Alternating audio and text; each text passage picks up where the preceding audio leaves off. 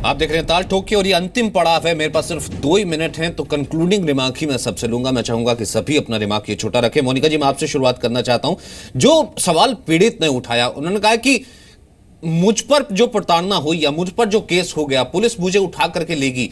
5 साल 7 साल बाद जब मेरा फैसला ये आएगा, जब मुझे कहा जाएगा कि नहीं ये केस झूठा था, लेकिन उससे पहले जो मेरी फजीहत हुई उसके लिए क्या कुछ प्रावधान है, मैं क्या करूं? सचिन जी, एक बार कंप्लेंट फाइल करती है बहू तो उससे निकलना लगभग नामुमकिन है। कंप्लेंट फाइल करते ही एफआईआर होती है, एफआईआर के बाद कोई इन्वेस्टिगेशन नहीं होती, चार्जशीट फाइल होती है, चार्जशीट के बाद हस्बैंड, देवर, जेठ, फादर इन लॉ ये सब बलात्कारी बन जाते हैं, दुराचारी बन जाते हैं, सेक्सुअल असॉल्टर्स बन जाते हैं। बहुत लंबा ट्रायल चलता है और अल्टीमेटली पैसा देकर डिवोर्स लेना पड़ता है। समाज की नजर में हमेशा दहेज के लोभी रहते हैं और कलंक माथे पर लग जाता है जो कभी धुल नहीं पाता। ये प्रॉब्लम है 498A की। जाहिर सी बात है जी।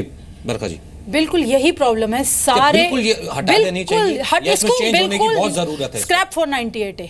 I have only one thing, scrap 498A because it is grossly misused. बहुत ज़्यादा मिसयूज है। पूरे परिवार को इतना टॉर्चर किया जाता है कि अब समय आ गया है कि इसको खारिज किया जाए, इसको स्क्रैप किया जाए।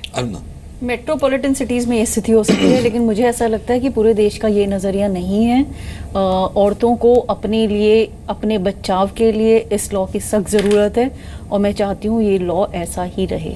आंकड़े कहते हैं कि जहाँ कहीं ये सुसाइड हुआ है वहाँ पे 3 गुना पुरुष सुसाइड कर रहे हैं, औरतों से 3 गुना। आंकड़े अगर टॉर्चर नहीं हो रहा होता पुरुष का तो क्या वो सुसाइड करते? 3 गुना।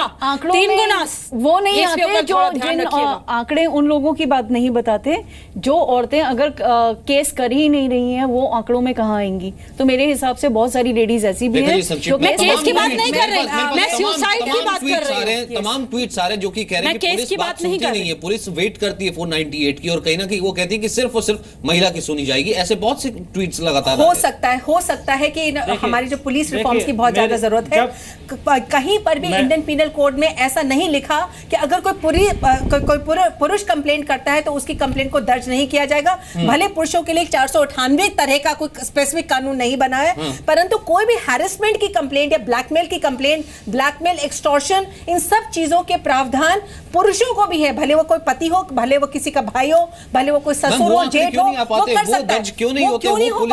पुलिस तभी तो कह रही है किस तरीके का कानून पैनल होना चाहिए। 498 संक्षिप्त में ये पीड़ित आपसे कुछ कहना चाहते हैं जी, बिल्कुल बोलिए आप। बोलिए। जब मेरे परिवार पे हुआ, देखिए 498 जब मेरे परिवार पे हुआ तो हम लोग बिल्कुल सो नहीं पाए, बिल्कुल ठीक है। अगर मुझे मेरी वाइफ मारती पीटती थी तो मैं कहाँ जाऊँगा, ये मुझे समझ में नहीं आता था। मैंने बहुत सारे जगह तो सर्च किया या इंटरनेट पर सर्च किया, मुझे कोई ऑर्गेनाइजेशन गवर्नमेंट की ऐसी नहीं मिली जो मेरी हेल्प कर पाए। तो मेरा गवर्नमेंट से एक अनुरोध है कि कृपया एक ऐसी मेंस मिनिस्ट्री या मेंस आयोग टाइप का कुछ बनाया जाए जिससे पुरुष अपनी समस्या लेके वहाँ जा सके और 498 को बिल्कुल स्क्रैप कर दिया जाए। और जिससे 498 is used like a tool to extort money and harass men and 498 को इसलिए स्क्रैप कर दिया जाए जिससे महिलाएं जो है दहेज के बलि बन जाए। एक चीज रह गई है, अगर कोई भी पुरुष के ऊपर प्रताड़ना हो, बहस जरूर है और इस पर बहस होनी चाहिए। हालांकि अगर नहीं है बहस होती 2005 की जजमेंट में भी क्यों ये कहता कि 498 का कोर्ट ने कहता कि इसका मिसयूज हो रहा है और ये एक लीगल टेररिज्म की तरह बन जाएगा, लेकिन अभी भी ओपिनियन जो है वो डिवाइडेड है। बहुत बहुत शुक्रिया, गवर्नमेंट की तरफ से कोई एड नहीं है, इसलिए आप लोग प्लीज। मोनिका जी आपका भी बहुत बहुत शुक्रिया।